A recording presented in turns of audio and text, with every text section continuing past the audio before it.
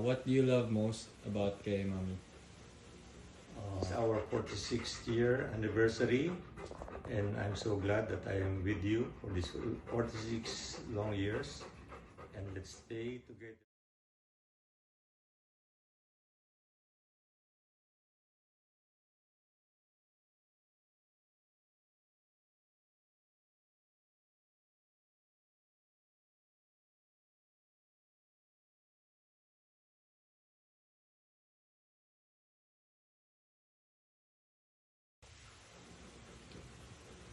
What do you love most about kay Mami?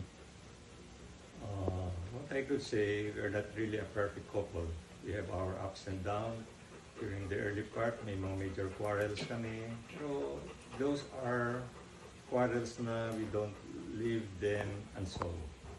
Kaya siya ay understanding din naman ng mga insufficiencies, at saka misgivings, pero she takes it well, and then nakakalimutan na rin. And then, siguro ganun nga siguro ang pinagsamahan ng mahabang panahon din.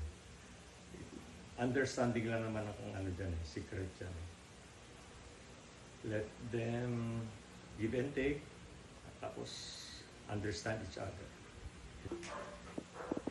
What is your favorite memory of you and Mami? Siguro ang mga favorite memories ko yung magta-travel kami abroad.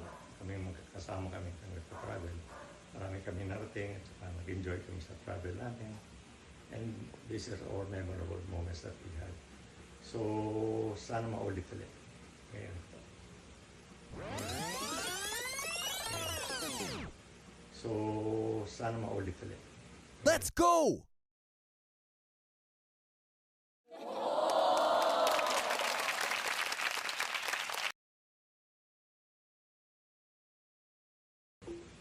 What do you appreciate most about Mami? Well, you know, I am the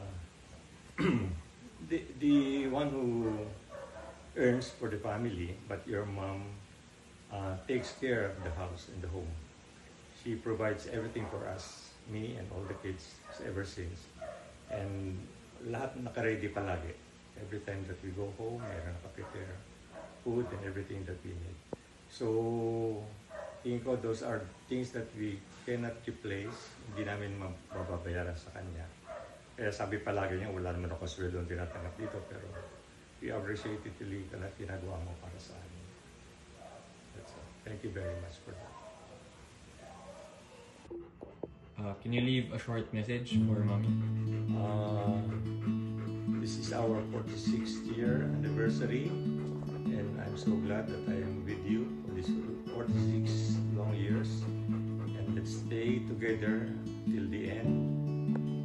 Sana walang mangyaring major issues sa atin, at saka keep on loving each other. I may not be that demonstrative, but I assure you that I do love you so much.